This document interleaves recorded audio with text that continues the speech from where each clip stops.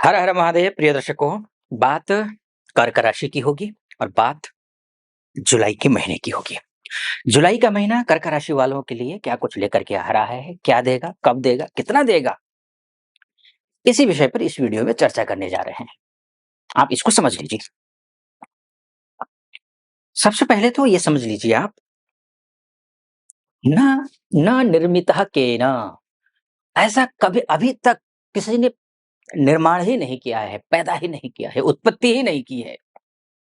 न निर्मितः केन न पूर्व दृष्टम, न ऐसा पहले कभी देखा गया है।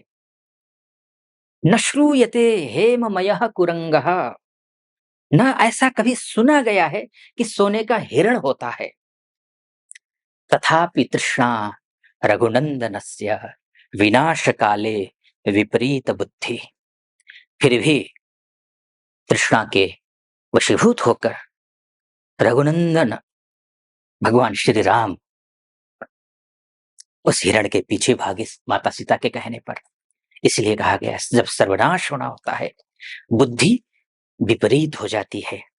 रामधारी सिंह दिनकर जी का भी है ना राष्ट्रकवि, एक, जब नाश मनुज पर छाता है, पहले विवेक मर जाता है। बुद्धि, इतना कुछ कह रहा हूं तो इसका तात्पर्य यह है कि आपकी राशि में ही बुद्धि और विवेक का ग्रह आ गए हैं। बुद्धि और विवेक का प्रयोग आपको इस जुलाई के महीने में करना है, बल्कि हमेशा ही करना है। वैसे तो बुद्धि और विवेक का प्रयोग किए बिना हो ही कहा सकता है। वैसे भी आप तो कर्क राशि के व्यक्ति हैं। कर्क राशि के जो स्वामी होते हैं वो चंद्रमा होते हैं, और चंद्रमा तो वैसे भी मनसा, मन को देखा जाता है।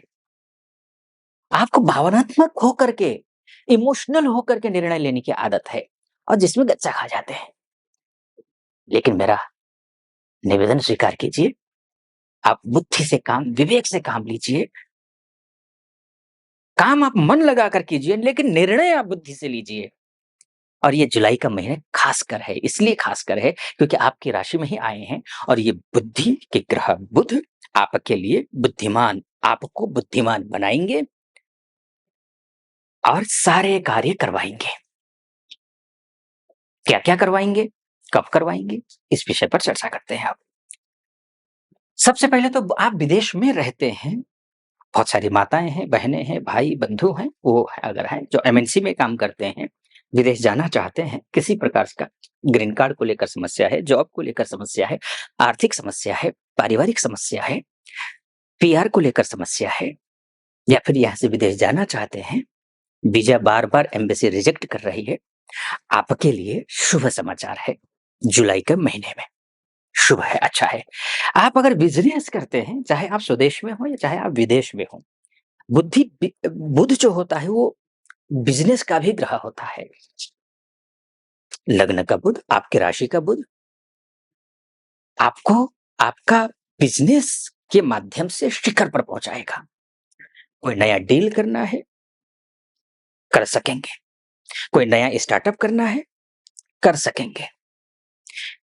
नई इच्छाएं हैं, कोई संकल्प है कि अमुक चीज मुझे प्राप्त करना है इस जुलाई के महीने में, वो आप प्राप्त करते हुए दिखाई दे रहे हैं।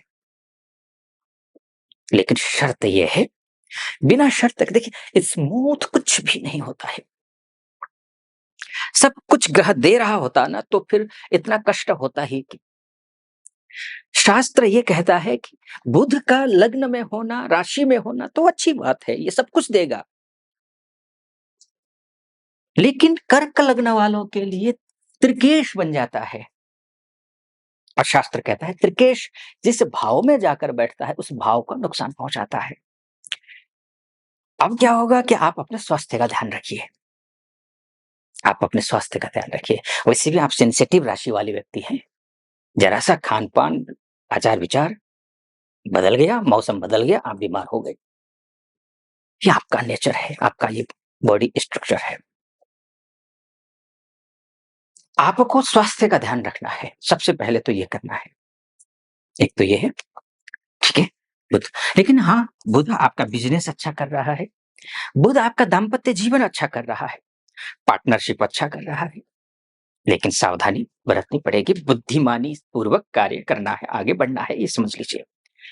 खैर, अभी बुध को लेकर के मैंने आपको बताया क्योंकि आपकी राशि में बुध है।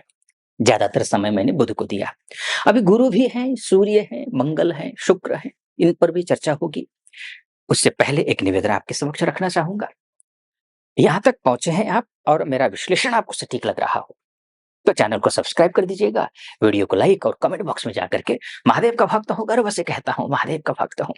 कृपा आप पर भी बनी रहे ऐसी मेरी कामना। हर हर महादेव 5 बार, 11 बार, 21 बार जो भी श्रद्धा बने आप लिख दीजिएगा। चलिए आइए अन्य विषय पर आता हूँ। आपका मान का, आपका सम्मान का, आपका पद का, आपका प्रतिष्ठा का ग्रह, आपकी नौकरी का ग्रह, आपका प्रमोशन का ग्रह, बॉस के साथ रिश्तों का ग्रह, कलीग के साथ रिश्तों का ग्रह, फ्रेंड सर्कल में अपने दबदबा बनाने वाला या फिर दबदबा घटाने वाला, अपमान करने वाला ग्रह, सब कुछ अगर कोई है तो वो मंगल है। ऋण दिलाने वाला ग्रह, ऋण उतारने वाला ग्रह मंगल है। दुर्घटना कराने वाला ग्रह भी मंगल ही है। अब ऐसी स्थिति, मंगल की स्थिति को देखना समझना जरूरी है।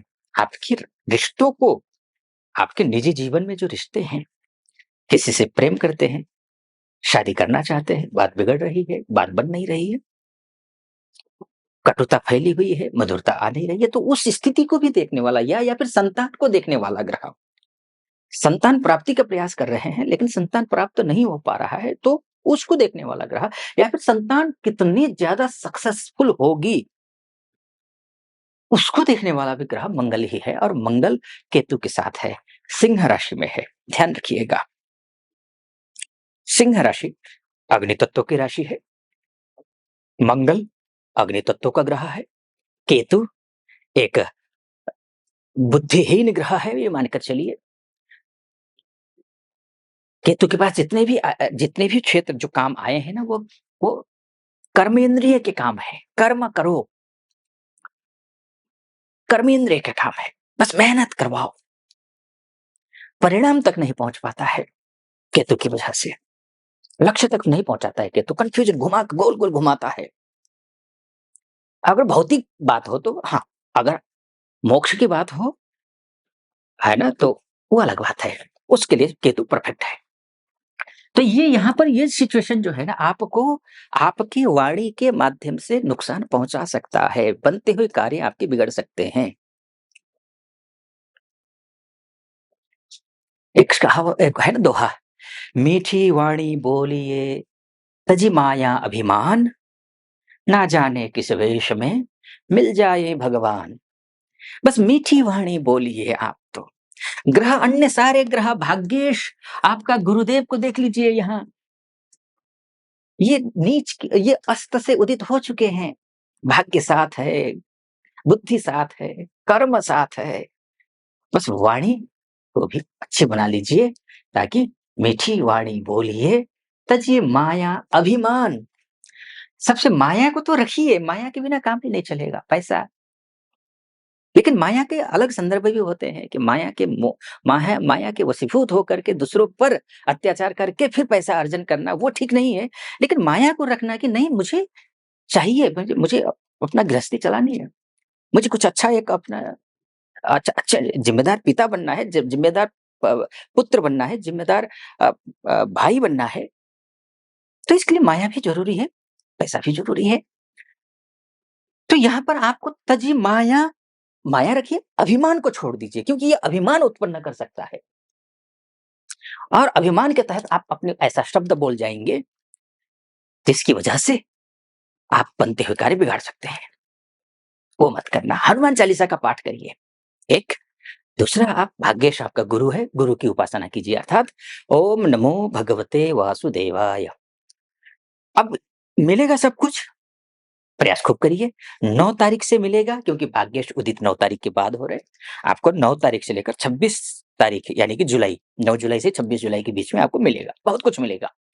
माँ की परमात्मा कृपा पर बनी रहे। ये मोटा-मोटी तौर पर मैंने आपको बताने की कोशिश की है कि ये जुलाई का महीना ऐसा रहने वाला है। लेकिन आपकी कुंडली ही आपका डीएनए है।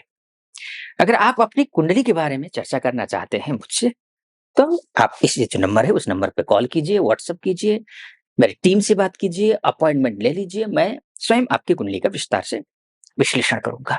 सटीक लगा हो सब्सक्राइब, लाइक और कमेंट जरूर कर दीजिएगा। खुश रहें आप, प्रसन्न रहें, महादेव की कृपा आप पर बनी रहे ऐसी मेरी कामना। फिलहाल अनुमति दीजिए। हर हर महादेव।